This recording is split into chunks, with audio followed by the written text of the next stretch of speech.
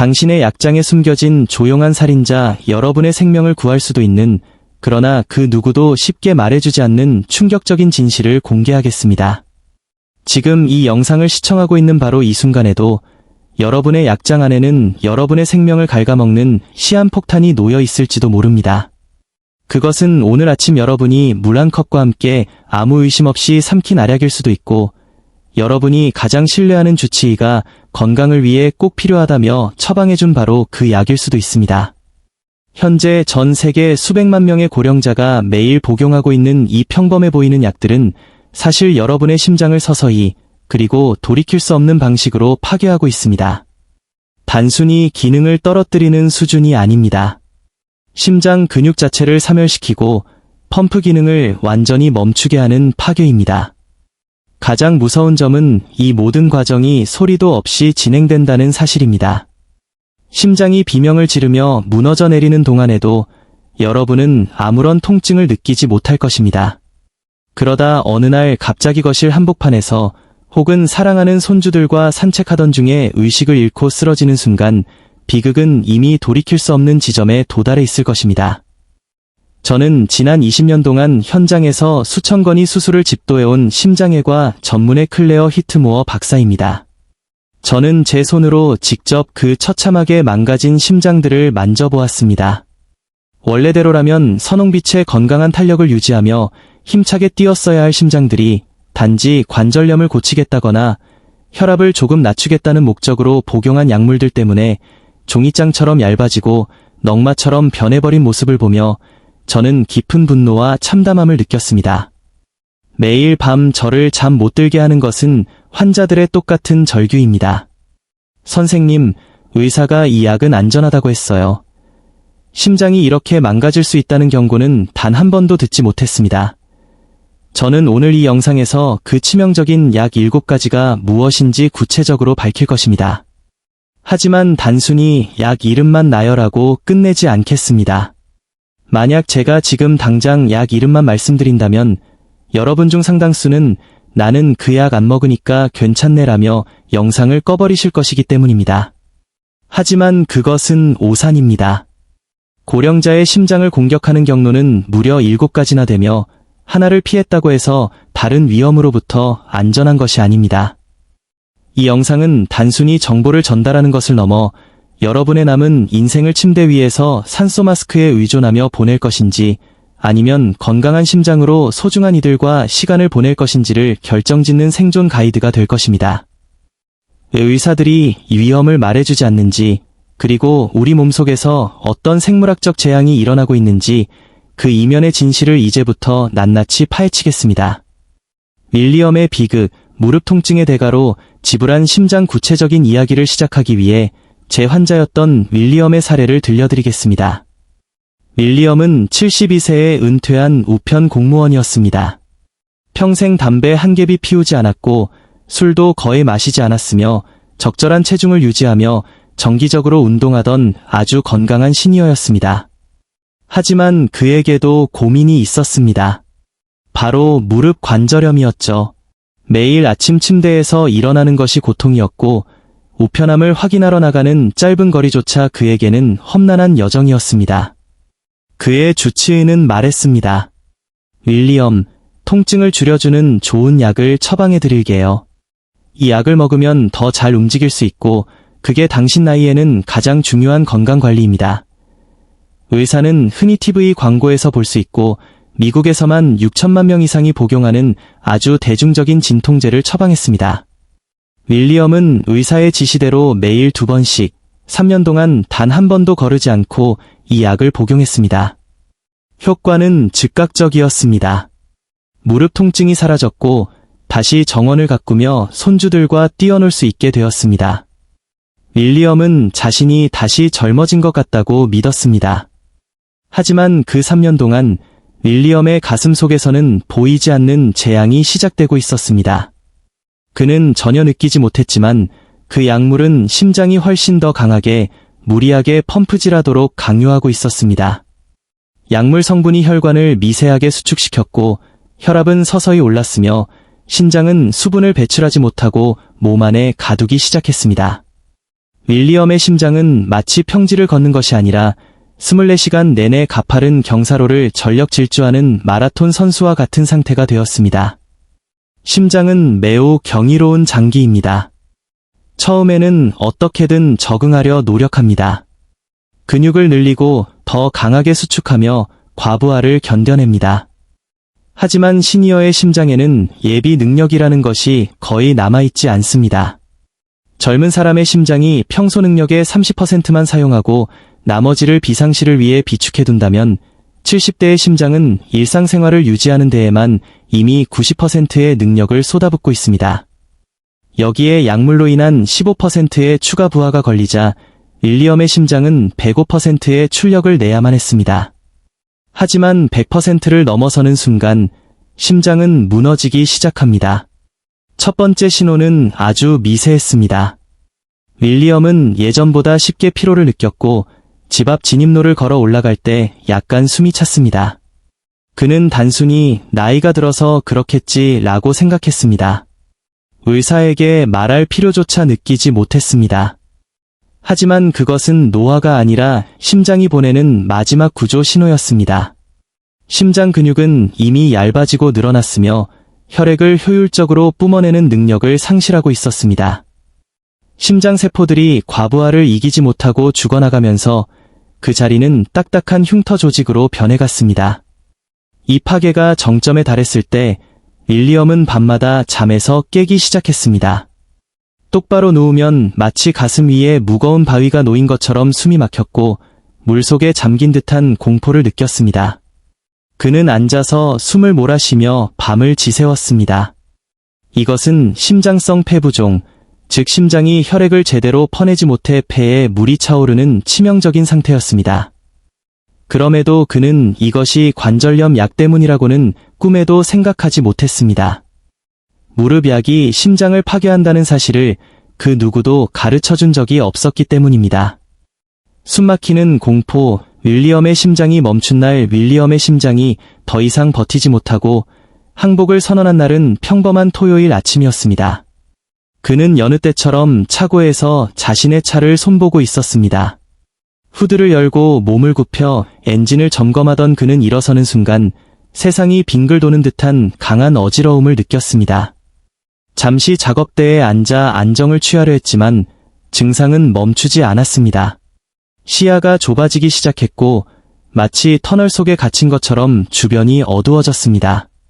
아내를 부르려 했지만 목소리는 나오지 않았고 그는 결국 의식을 잃고 차가운 바닥으로 쓰러졌습니다. 응급실로 후송되는 구급차 안에서 대원들은 경악했습니다. 윌리엄의 수축기 혈압은 80수은주 밀리미터 이하로 떨어졌고 산소 포화도는 생명이 위험한 수준인 78%까지 곤두박질 쳤습니다. 청진기를 통해 들리는 그의 폐소리는 마치 물이 끓는 듯한 나음, 렐즈으로 가득했습니다. 이는 심장이 혈액을 전신으로 보내지 못해 거꾸로 폐로 역류한 혈액이 폐 조직을 물바다로 만든, 즉 익사와 다름없는 상태였습니다. 응급실 의사가 윌리엄의 흉부 엑스레이를 보자마자 내린 진단은 중증 심부전이었습니다. 심장의 펌프 능력을 나타내는 지표인 심박출률, 이젝션 프랙션, 은 정상 수치인 55에서 60%의 절반도 안 되는 25%에 불과했습니다. 윌리엄의 심장은 이미 근육이 얇아질 대로 얇아져 풍선처럼 늘어났고 곳곳이 흉터 조직으로 덮여 있었습니다. 심장 전문의가 윌리엄의 아내에게 복용 중인 약을 물었을 때 그녀가 관절염 약을 언급하자 전문의는 고개를 가로저으며 말했습니다. 이 약은 심부전을 유발하는 주범입니다. 3년이나 복용하게 두어서는 안 됐습니다. 이 약이 남편분의 심장을 완전히 파괴했습니다. 아내는 그 자리에서 오열했습니다.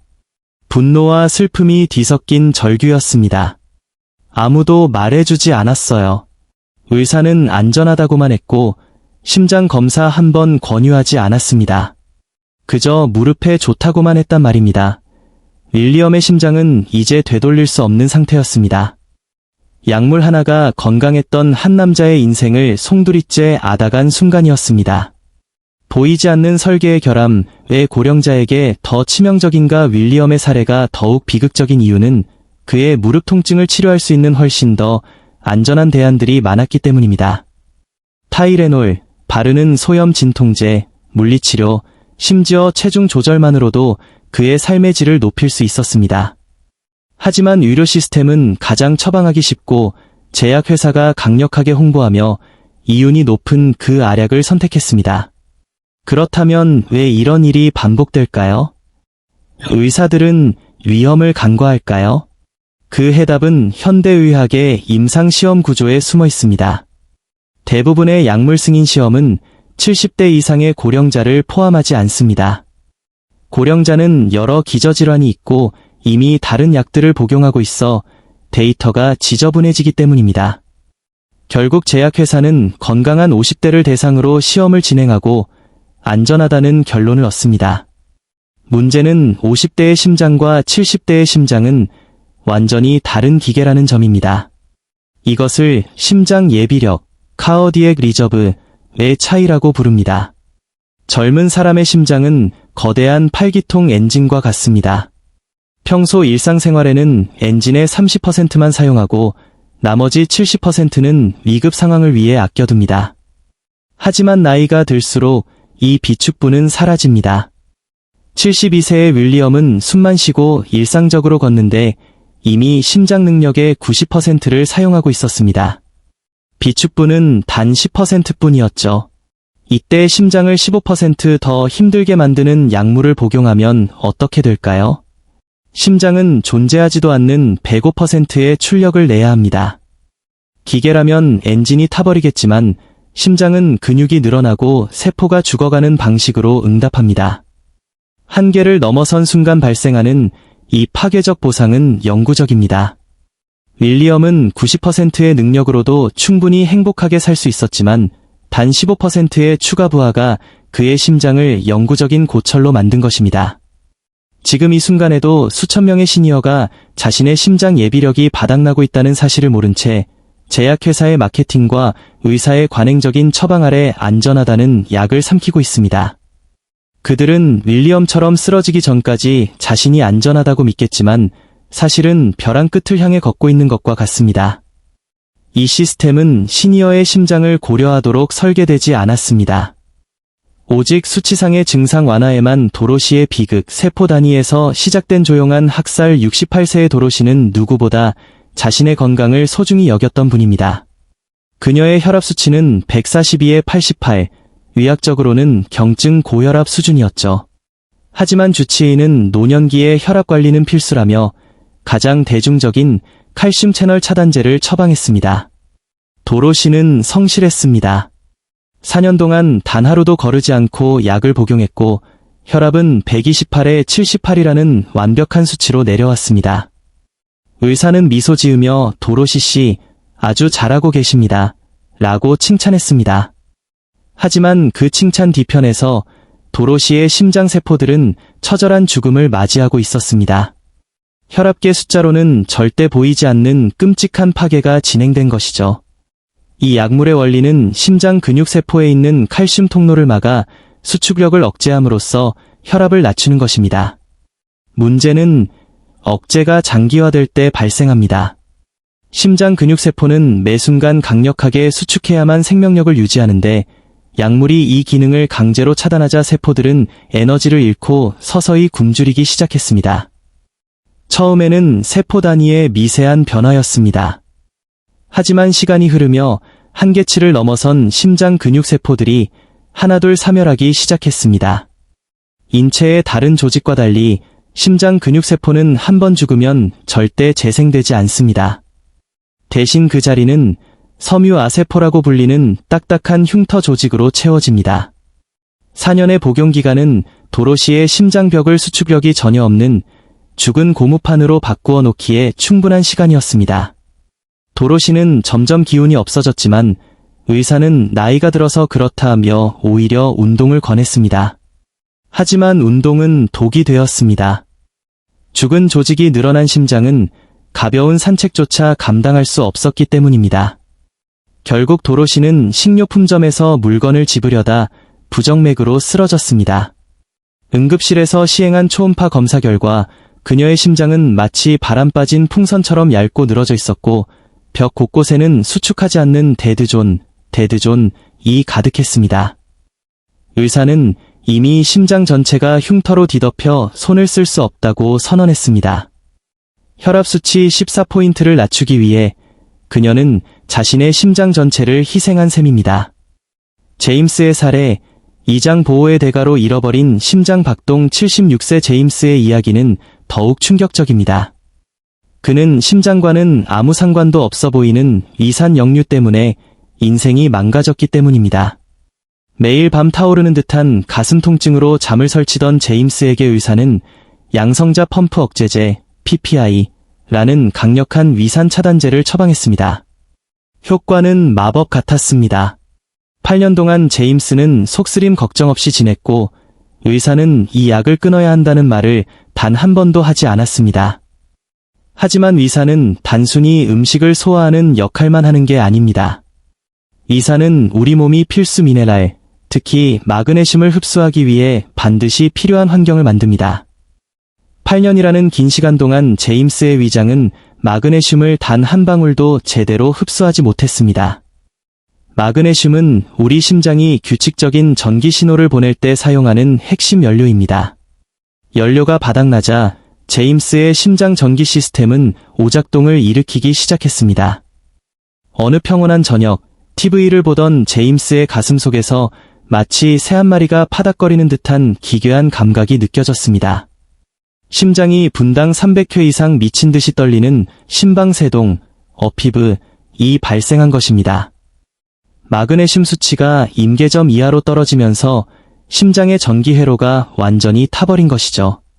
병원으로 실려간 그의 혈중 마그네슘 농도는 생명이 위험한 수준이었습니다. 더 비극적인 사실은 마그네슘을 다시 보충하고 약을 끊었음에도 불구하고 그의 심박동은 정상으로 돌아오지 않았다는 것입니다. 장기간 지속된 비정상적인 떨림은 심방 조직 자체를 영구적으로 변형시켰습니다. 이제 제임스는 평생 뇌졸중의 공포 속에 살며 독한 혈액 희석제를 복용해야 합니다. 그가 겪은 고통의 원인은 단지 4주에서 8주만 복용했어야 할 위장약을 8년이나 방치한 의료 시스템의 무관심이었습니다. 의사는 위장약이 심장 리듬을 파괴할 수 있다는 사실을 알고 있었을까요? 아마도 알고 있었겠지만 제임스에게 경고하는 것보다 처방전을 새로 뽑아주는 것이 훨씬 쉬웠을 것입니다. 설계된 비극, 의료 시스템은 시니어를 포기했는가. 지금까지 우리는 윌리엄, 도로시, 제임스의 비극을 목격했습니다. 그렇다면 우리는 본질적인 질문을 던져야 합니다. 왜 현대의학은 이토록 똑똑하면서도 정작 수백만 명의 고령자가 약물로 인해 심장이 파괴되는 것을 방치하고 있는 걸까요? 그 답은 단순히 의사의 부주의에 있는 것이 아니라 현대 의료 시스템의 별표, 설계적 결함 별표에 있습니다. 가장 큰 문제는 약물 승인의 표준이 되는 임상시험의 구조입니다. 제약회사가 새로운 약을 개발할 때 그들은 가장 깨끗하고 명확한 데이터를 얻고 싶어 합니다. 그래서 임상시험 대상자에서 고령자를 의도적으로 배제합니다. 70대 이상은 이미 여러 약을 복용 중이고 다양한 기저질환을 앓고 있어 약효를 증명하는 데 방해가 된다고 판단하기 때문입니다. 결과적으로 우리가 매일 먹는 약들은 건강한 50대의 데이터로 승인받은 것들입니다. 하지만 50대의 심장과 75대의 심장은 생물학적으로 완전히 다른 기계입니다. 젊은 심장에는 독성 물질을 걸러내고 과부하를 견딜 수 있는 완충지대가 존재하지만 시니어의 심장은 이미 그 완충지대가 바닥난 상태입니다. 50대에게는 아무런 문제가 없던 10%의 심장 부하가 75세 노인에게는 엔진을 폭발시키는 마지막 1%의 과부하가 되는 것입니다. 그런데도 의사들은 FDA에서 승인된 안전한 약이라는 매뉴얼만 반복하며 고령 환자의 개별적인 심장 예비력을 무시한 채 처방전을 발행합니다. 또한 현대의학의 전문화가 독이 되었습니다. 관절염 전문의는 무릎만 봅니다. 위장 전문의는 위벽만 봅니다.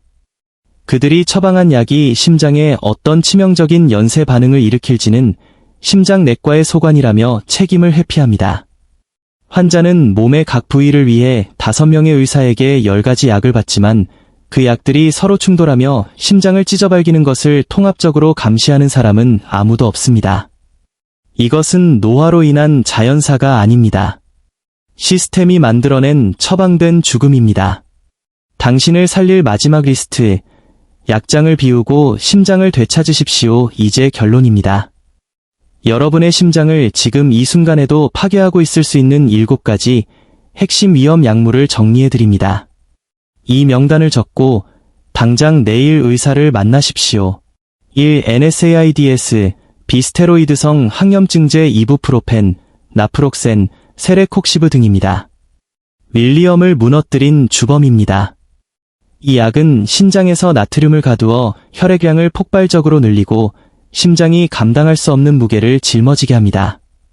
관절 통증은 사라질지 몰라도 여러분의 심장은 매 순간 물고문당하듯 부풀어 오르고 있습니다. 이 특정 칼슘 채널 차단제, 딜티아젬, 딜타이어젬, 과 베라파밀, 버레퍼밀, 도로시의 심장세포를 죽인 약입니다. 심장 수축력을 강제로 억제하여 고령자의 심장을 게으른 펌프로 만듭니다. 결국 근육은 힘을 잃고 얇아지며 심부전으로 이어집니다. 3. PPI, 양성자 펌프 억제제 오메프라졸, 에소메프라졸 등 위장약입니다. 제임스의 사례처럼 마그네슘 흡수를 차단하여 심장 전기 신호를 망가뜨립니다. 8주 이상 복용하고 있다면 당신의 심장은 언제든 미친 듯이 떨리는 심방세동의 덫에 걸릴 수 있습니다. 4. 티아졸리딘디온계 당뇨약, 피오글리타존 등입니다. 체액 정체를 유발하여 심부전 환자의 사망률을 높입니다. 당 수치 0.1%를 낮추기 위해 심장을 물바다로 만드는 어리석은 거래를 중단해야 합니다. 5. 사만계 항우울제, 아미트립틸린 등입니다. 심장의 전기적 휴식시간, QT 간격을 비정상적으로 늘려 수면 중 급사의 원인이 되기도 합니다. 6. 드로네다론, 부정맥 약이지만 역설적으로 심부전 환자의 심장을 멈추게 할 수 있는 강력한 독성을 가집니다. 7. 중복 처방된 NSAIDs, 처방전 없이 사는 약국 진통제조차 시니어에게는 치명적인 독약이 될 수 있음을 다시 한번 강조합니다. 당장 실천하십시오. 먼저 약장에 있는 모든 약을 식탁 위에 쏟아 놓으십시오. 그리고 주치의를 찾아가 이 영상을 보여주거나 리스트를 제시하며 물으십시오. 선생님, 이 약이 제 심장세포를 죽이거나 수분을 가두고 있지는 않나요? 더 안전한 대안은 없습니까? 만약 의사가 여러분의 우려를 무시한다면 그것은 여러분의 생명을 무시하는 것과 같습니다. 저희 커뮤니티에서는 이미 수백 명의 시니어가 약물을 검토하고 심장 기능을 회복하고 있습니다. 무릎 통증이 사라진 윌리엄도, 혈압이 정상이 된 도로시도 결국 심장을 잃었다면 성공한 치료가 아닙니다. 여러분은 그들의 전철을 밟지 마십시오. 자신의 몸에 대해 가장 강력한 옹호자가 되십시오. 질문하십시오. 의심하십시오. 그리고 여러분의 심장을 지키십시오. 다음 주에는 이러한 약물 손상을 미리 알아낼 수 있는 별표 초정밀 심장마커 검사법 별표를 공개하겠습니다. 여러분의 심장은 다시 뛸 권리가 있습니다. 오늘 이 정보가 여러분의 인생을 바꾸는 시작점이 되길 바랍니다. 시청해주셔서 감사합니다. 당신의 심장을 위한 마지막 경고, 오늘 제가 말씀드린 윌리엄, 도로시, 그리고 제임스의 이야기는 특별한 비극이 아닙니다. 이것은 지금 이 순간에도 수천 개의 병원과 가정에서 일어나고 있는 별표 통계적 현실 별표입니다. 의학은 눈부시게 발전했지만 우리 의료 시스템은 여전히 환자를 하나의 완전한 인간이 아닌 수치와 증상의 집합체로만 대하고 있습니다.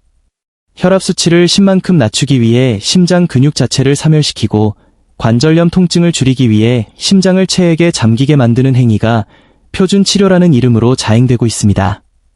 하지만 기억하십시오. 당신의 몸에서 가장 중요한 엔진은 바로 심장입니다. 무릎이 조금 아픈 채로 걷는 것과 숨이 가빠서 한 발자국도 떼지 못하는 것은 삶의 질 차원에서 비교조차 할 수 없습니다. 약장 속에 있는 그 작은 알약 하나가 여러분의 독립적인 노년과 사랑하는 가족과의 시간을 앗아갈 권리는 없습니다. 여러분이 복용하는 약물 중 상당수는 단기 처방용으로 개발되었지만 관성적인 유료 관행 때문에 평생 처방으로 변질되었습니다. 그 대가는 고스란히 여러분의 심장이 치르고 있습니다. 이제 당신이 행동할 차례입니다. 이제 공은 여러분에게 넘어갔습니다. 이 영상을 보고 그냥 고개를 끄덕이며 지나치시겠습니까? 아니면 자신의 생명을 지키기 위한 행동을 시작하시겠습니까? 오늘 당장 제가 제안하는 3단계를 실천하십시오. 전수조사, 지금 바로 약장과 서랍을 열어 여러분이 먹는 모든 처방약, 영양제, 일반 진통제를 식탁 위에 꺼내 놓으십시오. 질문 목록 작성, 제가 언급한 7가지 약물이 포함되어 있는지 확인하고 이 약이 내 심장에 주는 부하, 카어디액 로드는 어느 정도인가? 라는 질문을 적으십시오. 전문가와의 대면, 이 리스트를 들고 의사를 찾아가십시오. 단순히 약을 더 처방받으러 가는 것이 아니라 별표 약물 다이어트 별표를 상담하러 가는 것입니다. 대안이 있습니까? 모니터링이 필요합니까?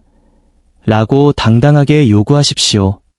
여러분의 심장은 여러분이 태어난 순간부터 지금까지 단 1초도 쉬지 않고 뛰어왔습니다. 그 고마운 장기가 화학물질에 의해 서서히 질식하게 두지 마십시오. 스스로를 보호하는 가장 강력한 무기는 지식입니다. 저희 커뮤니티 링크가 아래 설명란에 있습니다. 그곳에서 다른 시니어들이 어떻게 약물을 줄이고 심장 기능을 회복했는지 그 생생한 기록을 확인하십시오. 혼자가 아닙니다.